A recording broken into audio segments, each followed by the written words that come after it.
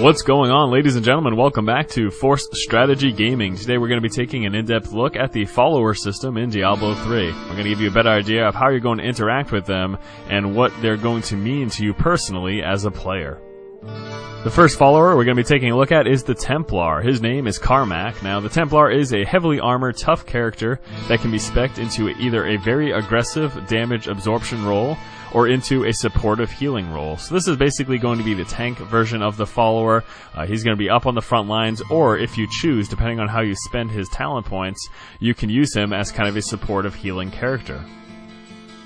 The next follower is the Scoundrel. His name is Lyndon. Now, the Scoundrel is a throwback to the Rogue of the original Diablo, a conventional range character who uses crossbows, but also has more damage options and some light crowd control abilities.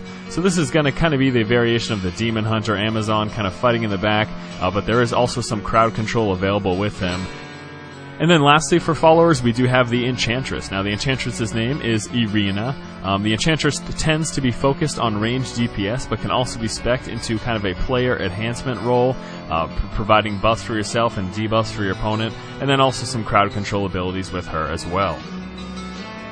You will be discovering the followers in the world as you journey through Sanctuary. Each follower is part of the main story arc, and they all have a unique history and distinct personalities. Their personalities are a major part of their design, and actually the hope from Blizzard is that you're going to pick followers because you like them just as much as you are for their abilities. They really wanted to flesh out their characters and make them kind of something that's a main focus for you is you know, how they act, how they talk, and how they respond to you and the world around them.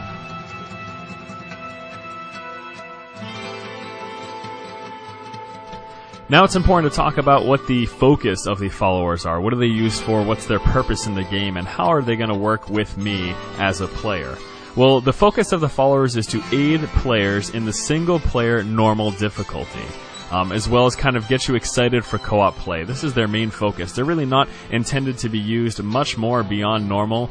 Keep in mind the game difficulties are normal, hell, and nightmare. It is certainly possible to use them in hell and nightmare, but they become much less effective at that point in the game.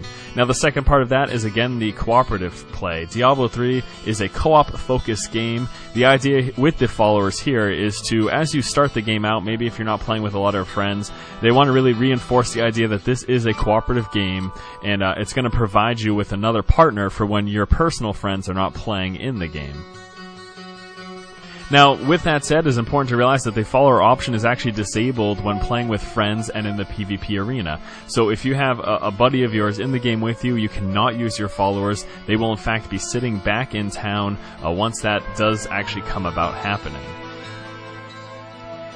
In terms of how effective the followers are going to be, you do want to realize that they will never really be outperforming your hero. The main goal and the main purpose of the followers in terms of their combat ability is to be supportive for you. It's to help you out, to give you a little extra boost, and to maybe compensate for what your hero lacks in terms of effectiveness. So if you have a ranged caster, such as the Wizard, then being able to have the Templar tank version is going to be very effective and complementary to your build.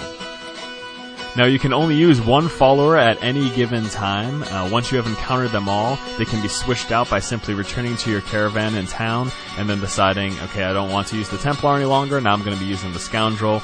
Or when you're done with the Scoundrel and you want to use the Enchantress, you're just going to have to head back to your caravan in whatever town that you currently reside.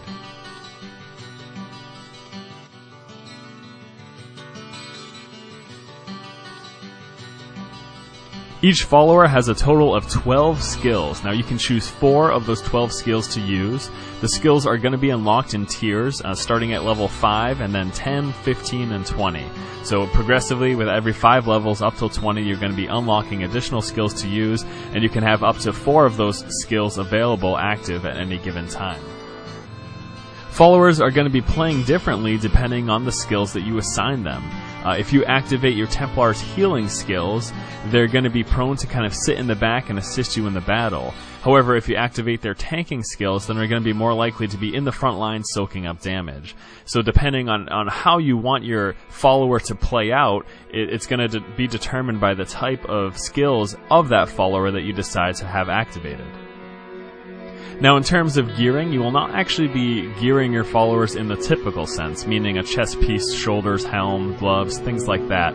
That's not going to be a focus of you. They really want you to be able to kind of focus on your main character and not have to think about trying to gear and level two characters at the same time. Instead, what's going to happen is you're going to have the option of giving them weapons, rings, and amulets. In addition to this, there's also a special unique class item slot available for each follower. That's going to be unlocked at level 25. These items will aid the follower, but primarily they're actually used to further the game's story. They're really lore-focused, these additional follower-specific items. In terms of visuals, the followers will acquire more and better looking gear as they level up, but this is, again, out of the player's control so that you can kind of focus on your own hero. You can kind of think of this akin to the artisan system. As you level up your artisans, their surroundings get much more visually pleasing. The same thing's going to be happening with the followers. As they level up, they're going to look more and more powerful.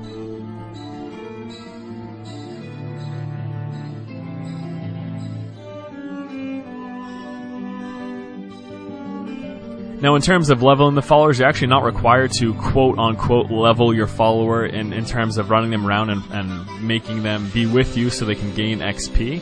What's going to happen is, as you level up, the followers are going to stay within your level range, whether or not you use them, basically. So they don't want players to have to go back to town, and if you haven't used, say, the Enchantress for quite some time, they don't want you to have to go back to town and she's 5 or 10 levels lower than you, and then have to bring her out and level her up. That's not going to happen.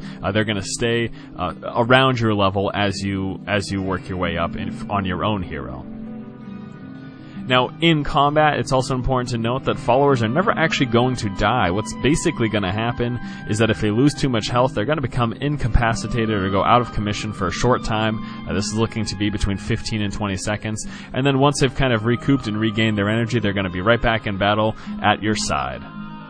So there you go, guys. That was basically a quick recap of the follower system, trying to go over all of the basics behind the followers. So once more, this is going to be kind of an assistant for you in your single-player play when you're not playing with your buddies, and the primary focus is for the initial introduction to the game in the normal difficulty. So thank you guys so much for watching. Hopefully you have enjoyed this follower recap. As always, if you like the content, be sure to subscribe to our channel. Keep watching and keep owning.